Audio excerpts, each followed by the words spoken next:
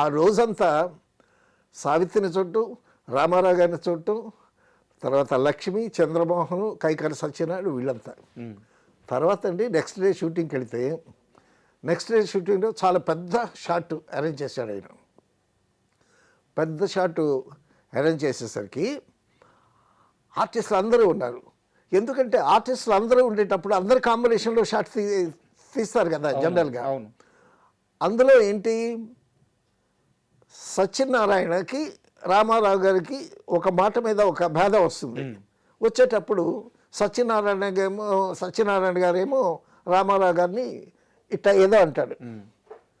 ఆ అనటంలో కొంచెం హార్ష్గా తగిలిందేమో, ఇదంతా షార్ట్ జరుగుతూ ఉంది, హార్ష్గా తగిలిందేమో. రామారావు గారు కథలో కూడా ఇన్ని కొట్టాలి, ఇక రామారావు గారు కొట్టడం స్టార్ట్ చేశారండి. దబా దబా దబా బాతున్నాడు సత్యనారాయణ గారిని. నిజంగానే రామారావు గారు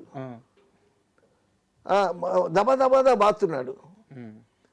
సరే అంతా పెల్మెల్ అయిపోతుంది. సో కొంతమంది ఏమో యాక్షన్ అనుకుంటున్నారు, కానీ అక్కడ చూస్తే పరిస్థితి నిజంగానే ఉంది. సో ఆఖరికి ఏమైందంటే రామారావు గారు కొట్టిన తర్వాత రిలాక్స్ అయిన తర్వాత, అప్పటికి విశ్వనాథ్ గారు ఇంకా కట్ చెప్పట్లే, కెమెరా కట్ చెప్పట్లే. ఇంతలోకి గబుక్కున కెమెరా అసిస్టెంట్ వచ్చి కెమెరా స్విచ్ ఆఫ్ చేశాడు. చేసిన తర్వాత రామారావు గారు వెళ్ళి కుర్చీలో కూర్చున్నారు. సత్యనారాయణ ఏమో ఫ్లోర్ బయటకు వచ్చి ఒక చైర్లో కూర్చుని, ఆయన విగ్గంతా చెరిగిపోయి ఒగురుస్తూ ఉన్నాడు. సో అందులో మరి ఈ కైకాల సత్యనారాయణ గారు రామారావు గారిని ఇట్లా టచ్ పోయి ఎక్కువ అన్నాడు, లేకపోతే ఆ డైలాగు చెప్పటంలో ఏదైనా హార్ష్గా చెప్పాడు ఏమో. నేను సెకండ్ టైం కదా అది చూడటం. సో కైకాల సత్యనారాయణ గారు అయితే విగ్గంతా చెగిరిపోయి ఒగురుస్తున్నాడు. సో మొత్తానికి ఒక హాఫ్ అన్ అవర్ షూటింగ్ లేదు, పిన్ డ్రాప్ సైలెన్స్ అనమాట వీనస్ స్టూడియోలో. హాఫ్ అన్ అవర్ అయిన తర్వాత మళ్ళా గోపాలకృష్ణ అనేటువంటి అసోసియేట్ని పిలిచి, విశ్వనాథ్ గారు నెక్స్ట్ షాట్కి రెడీ చేద్దామని అంటే అప్పుడు షూటింగ్ స్టార్ట్ అయింది. తర్వాత అంటే సత్యనారాయణ గారు అడగడం కానీ వీరు ఎన్టీఆర్ గారు చెప్పడం కానీ ఏం జరగలేదు? ఏమీ లేదండి, అది అక్కడితో ఆగిపోయిందాక ఎవ్రీబడి యాక్సెప్టెడ్ ఇట్, అంతే. తర్వాత అప్పుడు పెద్ద సీనియర్ లైట్స్ ఉండేవి కదా, ఈ లైట్ బాయ్ ఒక లైట్ తీసుకొని ఆ ల్యాడర్ ఎక్కి అక్కడ ఫిక్స్ చేస్తున్నాడండి లైట్, సీనియర్ పెద్ద లైట్. అక్కడి నుంచి పడిపోయాడండి అతను, అబ్బాయి పడిపోయాడు, లైట్ మ్యాన్ పడిపోయాడు. పడిపోయేసరికి లైట్స్ ఆఫ్ అని అన్నారు, లైట్స్ ఆగిపోయి కరెంటు కూడా ఆఫ్ చేశారు. ఆఫ్ చేసిన తర్వాత గబుక్కున కొంతమంది అతని దగ్గరికి వచ్చారు. రామారావు గారు, మిద్దె రామారావు గారిని పిలిచి, ప్రొడ్యూసర్ని పిలిచి అతన్ని లేపి, పెద్ద దెబ్బలు తగల సార్, నేను చాలా ఇదిగా ఫీల్ అయ్యాను. నేను ఏమి దెబ్బలు తగిలేయాను, అవి జనరల్గా జరుగుతూ ఉంటాయంట. కొత్త కాబట్టి నాకు ఇది అనిపించింది.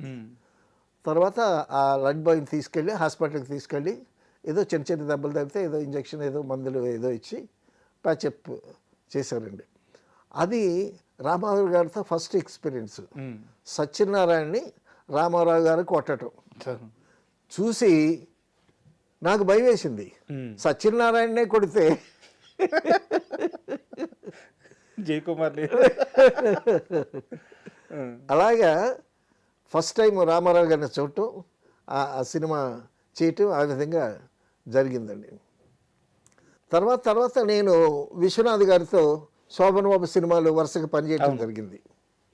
చెల్లెలి కాపురం కానీ, కాలం మారింది కానీ, తర్వాత మధ్యలో కృష్ణ గారి సినిమా నేరవ శిక్ష, అలా చేసుకుంటూ వచ్చా. మళ్ళీ ఎప్పుడైనా రామారావు గారి సినిమా ఒకటి చేద్దామనేటటువంటి ఉద్దేశం ఉండేది. అయితే చిన్ననాటి స్నేహితులు సినిమా జరుగుతూ ఉంటే అప్పటికి కాస్త ఎక్స్పీరియన్స్ వచ్చింది కదా మనకి. అప్పుడు చిన్ననాటి స్నేహితులు జరుగుతూ ఉంటే నేను ఆ సినిమాకి పనిచేయకపోయినా షూటింగ్కి వెళ్తూ ఉండేవాడిని. విశ్వనాథ్ గారే కదా కాబట్టి వెళ్తూ ఉండేవాడిని. వెళ్ళేసరికి ఏవిఎం స్టూడియోలోనండి అందరూ కూర్చున్నారు. రామారావు గారు వచ్చారు. రామారావు గారు వస్తే ఆయనకు ఒక పెద్ద ఒక చైరు, దాని మీద పెద్ద Turkey towel, white Turkey towel వేశారు. వేసిన తర్వాత టిఫిన్ అన్నీ అయిపోయాయి. అయిపోయిన తర్వాత 11 మళ్ళీ ఫ్లోర్ బయటకు వచ్చారు ఆయన. అప్పుడు ఫ్లోర్ చక్కగా కుర్చీలు వేసుకొని చెట్టు కింద ఫ్లోర్ బయట కూర్చోటమే. ఈ క్యారవాన్లో ఏమేమి లేవు అప్పుడు. సో రామారావు గారు కూర్చున్నారు. కూర్చుంటే ఆయన ముందు ఒక టీపాయ్ పెట్టారు. టీపాయ్ పెట్టిన తర్వాత వరుసగా అటు 3-4 చైర్లు, ఇటు 3 సార్లు రాజుగారి దర్బార్లాగా ఉందన్నమాట. ప్రొడ్యూసర్లు, డైరెక్టర్లు అందరూ కూర్చున్నారు. ఆయన మధ్యన కూర్చున్నాడు. టీపాయ్ పెట్టారు. ప్రొడక్షన్ మేనేజరు ఎన్టీ రామారావు గారికి ఇష్టమని కేజీ జీడిపప్పు మిఠాయి, ఓకే, 1 కేజీ జీడిపప్పు మిఠాయి తీసుకువెళ్తుంటే ప్రొడక్షన్ మేనేజర్ దగ్గర నుంచి ప్రొడక్షన్ ఎగ్జిక్యూటివ్ తీసుకుని నేను తీసుకెళ్తాను దేవు అని అది తీసుకొచ్చి అట్ట పెట్టాడండి. అప్పుడు రామారావు గారిది ఏంటి, స్వింగింగ్ చైర్ అనమాట. సో ఆ కేజీ జీడిపప్పు, గుండు జీడిపప్పు ఊటీలో ఉంటుంది, జీడిపప్పు, గుండు జీడిపప్పు, ఆ పప్పుతో తయారు చేసినటువంటి జీడిపప్పు మిఠాయి అనమాట. కేజీ జీడిపప్పు ఆ కుప్పలా పెడితే రామారావు గారు ఇలా ముందుకొచ్చి ఇట్ట తీసుకొని నోట్లో వేసుకొని వెనక్కి వెళ్ళి మళ్ళీ ముందుకు వచ్చేసరికి ఇది లోపల క్రష్ అయిపోయేది. మళ్ళీ వచ్చి గుప్పుడు తీసుకొని అట్లా తింటే, బ్రదర్ తీసుకుంటారంటే ఎవరు తీసుకుంటారు? అలాగా నేను కళ్ళారా చూశానండి. ఆ కేజీ జీడిపప్పు మిఠాయి అసలు 1 పావు గంటలో తినేసాడండి ఆయన, రామారావు గారు. అసలు ఆ తిండి ఏమిటో, అంత తిండి తినేవాడా ఎన్టీ రామారావు గారు. బిగినింగ్ స్టేజ్లో వాహిని స్టూడియోలో రామారావు గారు, నాగేశ్వరరావు గారు వీళ్ళందరూ జీతాలకు పనిచేసేవాళ్ళు కదా. కరెక్ట్, అవును సార్. అప్పుడు ఆ జీతాలకు పనిచేసేటప్పుడు రామారావు గారు వచ్చి ఎర్లీ మార్నింగ్ వచ్చి వాహిని స్టూడియోలో ఫైట్స్ ప్రాక్టీస్ చేయాలి.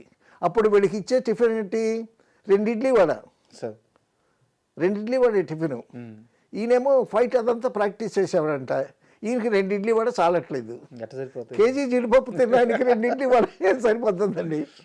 ఒకసారి ఫైట్ ప్రాక్టీస్ అంతా అయిపోయిన తర్వాత నాగిరెడ్డి గారి దగ్గరికి వెళ్ళి, సార్ చిన్న ఏంటి చెప్పండి అన్న, నేను ఫైట్ ప్రాక్టీస్ చేస్తానండి, నాకు ఆకలి ఎక్కువ, 2 ఇడ్లీ వడ చాలట్లేదండి అని అంటే అప్పుడు ఈయన ఎక్స్ట్రా టిఫిన్ గ్రాంట్ చేశారు ఆయనకి.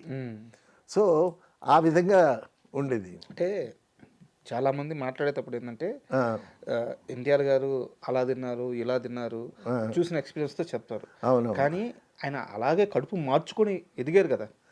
కడుపు మార్చుకోవటం ఏంటండి, రాముడు కృష్ణుడు వేషాలు వేసేటప్పుడు ఆయన నిమ్మకాయ నీళ్ళే తాగుతాడు సార్. అసలు ఫుడ్ ఏమి ఉండదు. చాప మీద పండుకుంటాడు. ఎంత నిష్టగా ఉంటాడు ఆయన, ఎంత తింటాడో అంత రాక్షసులాగా పనిచేస్తాడు ఆయన. అంత ఎనర్జీ ఉంటుంది అప్పటికి.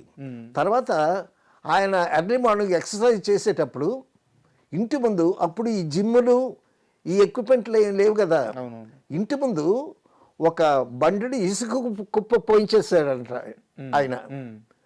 ఆ ఎక్సర్సైజ్ ఏంటి, ఆ ఇసుక కుప్ప అంతా పారతో ఇటు వేయటం, ఆ ఇసుక కుప్ప అంతా ఇటు వేయటం, అదొక ఎక్సర్సైజ్. ఆ ఎక్సర్సైజ్ అయిన తర్వాత స్నానం చేసిన తర్వాత పూజ గీజ ఏదో ఆయన చేసుకున్న తర్వాత చక్కగా మేకప్ వేసుకుని తర్వాత సుష్టుగా భోంచేసి అప్పుడు డ్రెస్ వేసుకుని, అప్పటికి ఈయన చూడటానికి తిరుపతి వెళ్ళి గుండ్లు కొట్టించుకొని రామారావు గారు చూడటానికి ఒక 4 బస్సులతో జనాలు రెడీగా ఉంటారు. అక్కడ దర్శనం అయిపోయిన తర్వాత ఇక్కడ దర్శనం. సరే, అక్కడ వాచ్మెన్ ఏం చేస్తాడు, రామారావు గారు బయటకు వచ్చేంత వరకు మీరు బస్సులోనే కూర్చోండి, ఆయన బయటకు వచ్చిన తర్వాత అప్పుడే కిందకి రండి అని ఇన్స్ట్రక్షన్స్ ఇస్తాడు. ఇది ప్రతిరోజు ఉంటుంది సార్? ఇది ప్రతిరోజు ఉంటుంది. సరే, అప్పటికే మేకప్ వేసుకొని డ్రెస్ వేసుకొని రామారావు గారు వస్తూ ఉంటే అప్పుడు వీళ్ళంతా బస్సుల్లో దిగి అలాగే తేరిపార చూస్తూ ఉంటారు. ఆయన తేరిపార చూస్తూ ఉంటే అప్పుడు ఆయన అడుగుతాడనమాట, మీ దేవురు ఎక్కడి నుంచి వచ్చారు? మాది శ్రీకాకుళం అండి. నాగావళిలో నీళ్లు ఉన్నాయా, పంటలు పండుతున్నాయా అని చక్కగా అడుగుతాడు. మీదే ఊరండి, మాది రాజమండ్రి అండి.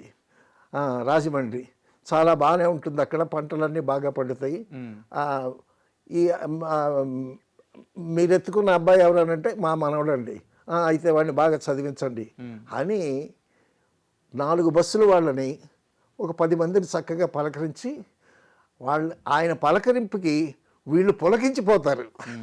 అంతే కదా, ఎన్టీఆర్ అంత ఒక రాముడిని చూసినట్టు, ఒక కృష్ణుడిని చూసినట్టు, ఒక అవతార పురుషుణ్ణి చూసినట్టు చాలా ఆనందంగా, చాలా నిండు మనసుతో పడతారనమాట. తర్వాత అండి జనాలకి, ప్రేక్షకులకి ఎంత ప్రేమో ఎంత ఇష్టమో